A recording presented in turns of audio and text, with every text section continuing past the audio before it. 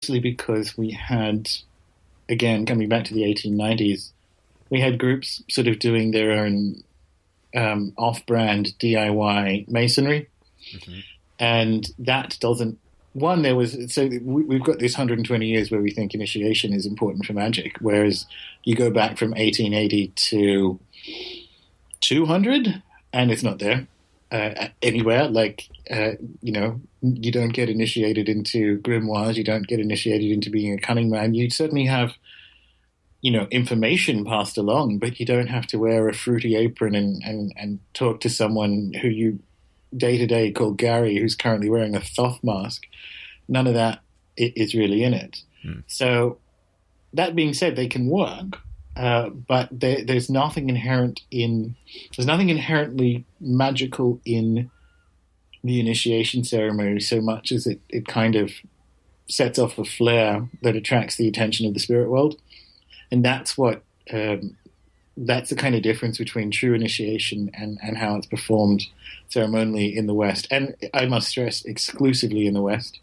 There's a video of Dr. Stephen Skinner on YouTube talking about how initiation works in China, or in parts of China, and you kind of move up to the next, what we would call a grade, once you can demonstrate that you have been able to summon and bind that particular class of spirits, and then you get the next lot of spirits with the next grade, and you move up. So there's no one in the human world. You don't get caught in the silly politics that broke the Golden Dawn at the end of the 19th century, because the initiation comes from engagement with the spirit world, and it's binary. You either did or you didn't, and you move up to the next level. Now, we haven't organized our system in the last 120 years to match that. Perhaps we should, but, that's out there. So when we're talking about initiation rituals, I'm talking very specifically about the world that we're in rather than the actual world. So becoming invincible is what happens once you have been, quote unquote, truly initiated. And I use it to describe an event that you can't unpick, that you cannot unexplain, you cannot unsee, you cannot unlearn. So the examples I gave in the book are, you don't need to do this if you've had Discovery Channel come through your house to do a show about ghosts. You don't have to do it if you've been abducted by aliens. The events, and this is a classic kind of shape of initiation throughout most of the world and most of history, that they aren't benign experiences. They're quite traumatic. Trauma being very good at altering consciousness, which is why it's used by psychopaths to manipulate people.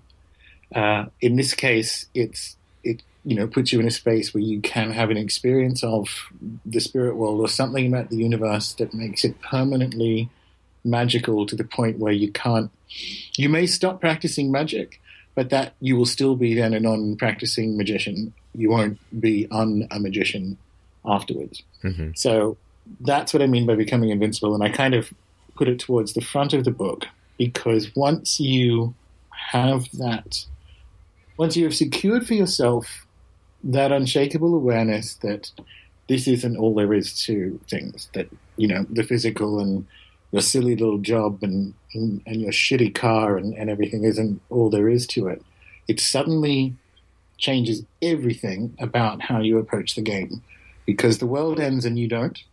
And that's where the invincibility is. The invincibility is in finding a permanent reserve of not even courage, but just a permanent reserve of invincibility that can get you through and kind of bolster you as you perform tasks that you don't necessarily want to do as they're, on the way to doing other stuff. We've all had shit jobs. We've all had things we don't want to do, or we've all had catastrophic failures or been passed over for something that we thought we were definitely going to get. And all these kind of things become relativized once you've achieved that invincibility. Do you sort of make any extrapolations or kind of draw any larger implications from that? Or are you sort of content to leave it with, it is a capability that will serve you well, in a day-to-day capacity? Yeah, so for me, initiation is binary. And it's because, if you think about the previous book, it's because I have a preference for interpreting magic based on kind of like the earliest shape of it we can see. And I admit that's a preference.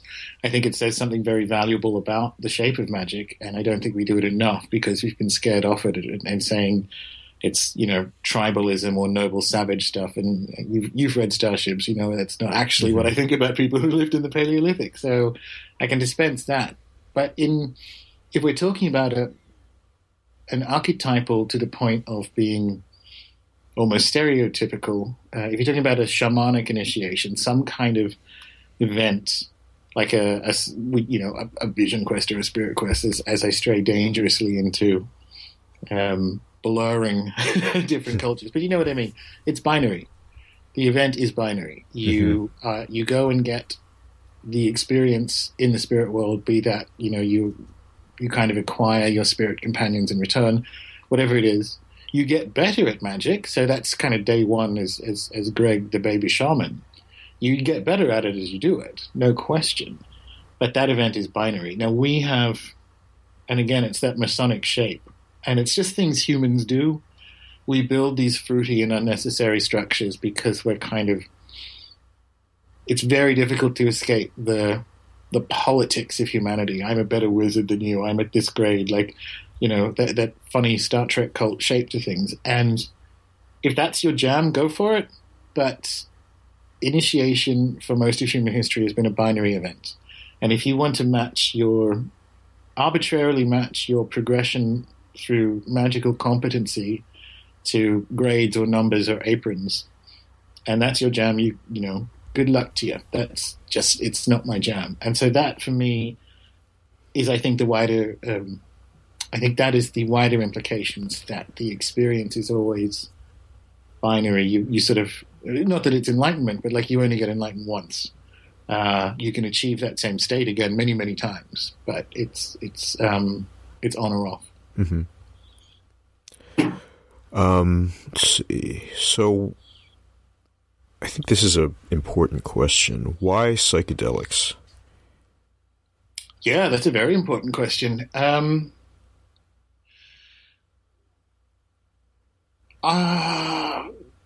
of the reasons that's an important question is because we don't actually know why. There aren't too many, so going back to the materialist science thing, there aren't too many evolutionary advantages to the extreme potency of psychoactive compounds found in plants and fungi that contain them. Mild ones, yes. They're part of the sort of propagation cycle. You find elephants will eat certain flowers that ferment in their stomach and get them drunk, and then they'll go and defecate elsewhere, and it kind of incorporates itself into the plant's life cycle. There are some that's not the case for, and obviously the famous one and kind of overly famous at the moment is ayahuasca, because it's a combination of two different plants from the most biodiverse place in the world, that one contains a monoamine oxidase inhibitor and the other one actually contains the hallucinogen. So you put those two together and you have the most potent you activate or enable the most potent psychoactive compound on Earth to work in the human nervous system. And as to how those two things came together, the indigenous story is the spirits told them to put these two things together, and this is how we journey to the spirit world. So at the very beginning of the why question with psychedelics is because they're weird from the beginning. Terence McKenna half believed that the psilocybin mushroom came from space. And it's technically possible because as a spore, it can certainly survive in chunks of ice or dirty rocks or whatever is out there. So he half believed that it came from space. So odd is it in the context of fungal molecules, because it's so creepily simple and does all these things, but also the experiences upon taking them were one of engaging with a mushroom spirit and kind of exploring space and having sort of alien events happen. So he's like, well, it could have come from space. So to answer your question, why psychedelics? At the very beginning, it's weird. and that is echoed through the creation mythologies of the world. The most famous one being the tree in the Garden of Eden. But there is always some kind of taboo component about humans achieving something that they consume, and then this sort of thing happens. So there's a question mark as to how and why. I like it again for the same reason that I think accidental, at least initially, accidental ingestion of naturally occurring psychoactives contributed to like the development of cultural complexity in humans over the last 2 million years. So, and I think it's in a spirit model sense because we kind of accidentally found a telephone and picked it up and there was someone on the other end to conflate it down. So that's why. And there is, again, coming back to a hypothetical Paleolithic shape, this is how we did it. Like, let's be clear. This is how we've done it for what appears to be tens of millennia. Doing the research for starships, I went back through the kind of 1950s kind of mycological expeditions around the world, and the distribution of psilocybin-containing mushrooms is nowhere near located, confined to Central America and the sort of top of South America. It's very widespread, and it appears in the highest density in some very interesting areas like Island Southeast Asia and, of course, Central America and so on. So there is an opportunity, if done in the correct setting, to kind of sort of align yourself with a very old current, and not 1880s old, 180 80s old.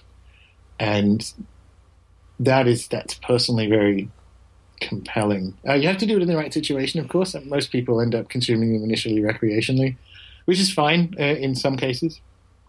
But if you get it right and in the right ritual environment, and in ayahuasca's case, I would recommend, a jungle visit. That's not necessarily, you don't need to do that with psilocybin. If you're a practicing magician, you can consume that in a respectful ritual environment, and you'll get better results than if you just took it at a party or at a nightclub, even though that's still kind of fun.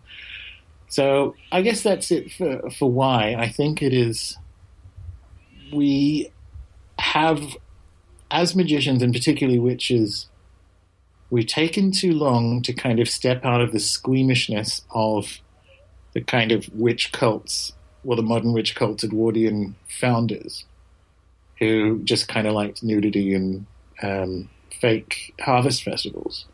Because this is what we did. Like, the witch at the end of the village cooked up the poisons that, caused miscarriage. So, the herbal abortion, the witch was always the one with the poisonous skills and the healing skills with these plants. And from an animist perspective, these are very potent allies. And I didn't necessarily go into that from a details perspective. There's some legal reasons why, particularly with the book, that you can't actually recommend someone break the law.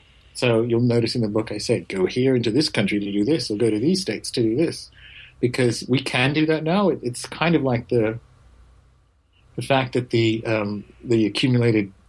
remaining accumulated knowledge of the classical world is now available to you for free on your phone. The opportunity to combine that, so best practice information about Eleusis, with buying buying the analogs of what we think they were using there. So that was probably lysergic acid derived from ergot. So you can kind of put these things together and go to a place where it's legal and safe and do it. And that's an opportunity we haven't had before either. So I kind of hope people run with that and experiment and let me know how much it costs. For me, that's a big thing. Nothing's mandatory, but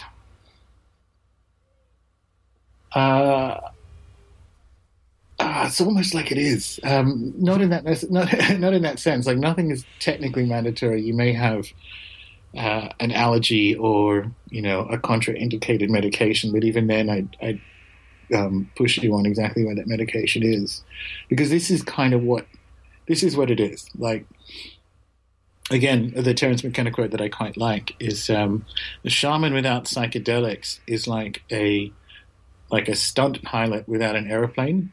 Like, that's what it is. Yeah, pick something else. So for me, I think it's quite important that we